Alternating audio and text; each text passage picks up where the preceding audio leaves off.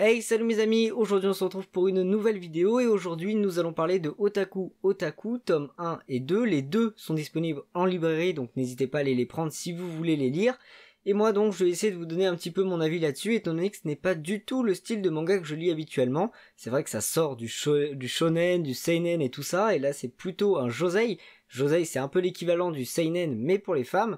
Et donc voilà, tout simplement j'ai essayé de vous donner un peu mon avis, qui sera sûrement différent d'une personne qui a l'habitude de lire des josei et des shoujo. Alors pour aller au plus simple, Otaku Otaku, c'est l'histoire de deux jeunes couples otaku au Japon. Vous allez suivre leur vie quotidienne et voir un petit peu comment se déroule leur journée. Pas de monstres badass ni d'épées titanesques, non. Là, on va tout simplement suivre deux couples dans un Japon moderne. Ce n'est pas une romance nanardesque, c'est un manga vraiment bien, et si vous n'aimez pas trop lire, je vous conseille d'aller regarder la série animée.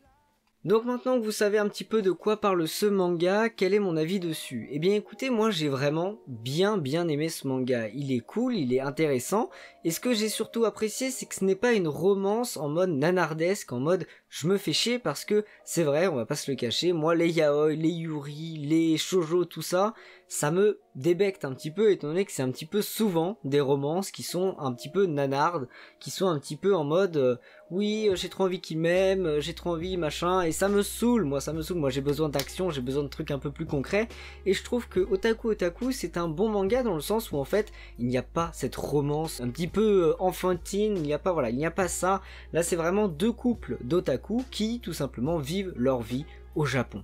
Et donc on va suivre leur vie quotidienne. C'est on pourrait même classer ça comme manga de vie quotidienne parce que voilà, c'est juste on va suivre l'aventure de deux couples, c'est même pas une aventure, on va suivre la vie de deux couples d'otaku au Japon. Et j'ai trouvé que le manga était intéressant à partir de là, étant donné que on peut voir que les otaku ne sont pas forcément des gens très bien vus dans la société japonaise. Donc si vous êtes un otaku ou si vous vous déclarez comme otaku, eh bien je vous assure, le Japon n'est pas fait pour vous. En tout cas, vous pourrez voir ça dans le manga. Et ce que j'ai aussi trouvé assez cool, c'est qu'il nous donne plusieurs types de otaku. Celui qui aime lire les mangas, un petit peu comme nous tous, je pense. Celui qui aime regarder les animés ou des séries autres, comme je sais pas, Game of Thrones par exemple.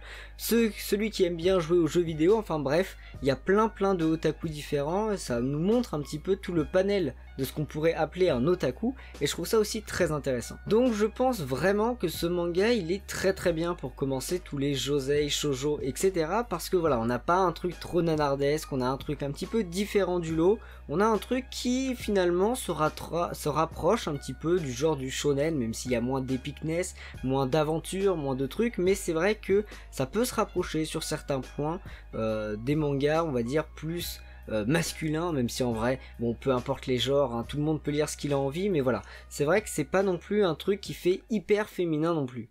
Bon, je me suis un petit peu mal exprimé, mais en gros, ce que je voulais dire était assez simple. Que tu sois un homme, une femme, un non-binaire ou un hermaphrodite, ce manga pourra te plaire. Pour moi, il s'adresse à un très large public.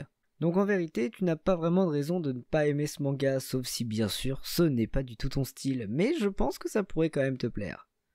L'autre chose que j'ai bien aimé dans ce manga, c'est tous ces attraits comiques. Vous allez y retrouver pas mal de blagues et honnêtement, elles m'ont plutôt fait sourire. Alors certes, vous n'allez peut-être pas sourire à chaque fois, surtout si vous êtes pas du genre à sourire souvent, mais moi je trouve qu'il y a quand même des trucs qui sont assez bien faits, assez drôles, et moi j'avoue avoir rigolé 2-3 fois. Une autre chose que j'ai bien aimé dans ce manga, ce sont ses traits, ses dessins. On a des traits très fins, qui sont caractéristiques un petit peu, j'ai envie de dire, des shoujo et des josei, et c'est vrai que de ce point de vue là, on s'éloigne un petit peu du shonen, du seinen, etc.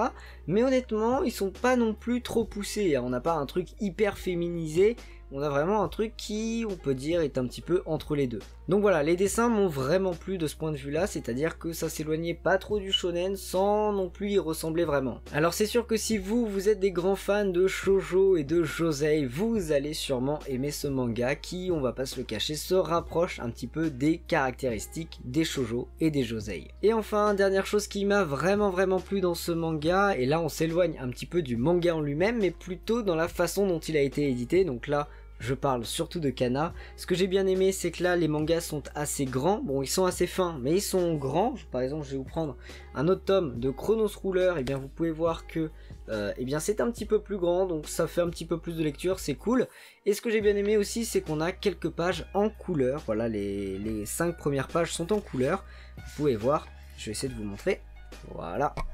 hop. De toute façon vous pourrez aller voir sur Instagram, j'ai mis des petites photos, mais voilà, on a 2-3 pages en couleur et ça je trouve ça aussi vraiment très cool. Et voilà, la vidéo est terminée, alors certes elle était un petit peu courte, j'espère quand même qu'elle vous aura plu. N'hésitez pas à me donner votre avis sur ce manga si vous l'avez lu, n'hésitez pas à me dire si vous avez maintenant envie d'acheter le manga, ça me fait aussi plaisir de savoir que je donne envie à des gens d'acheter des mangas.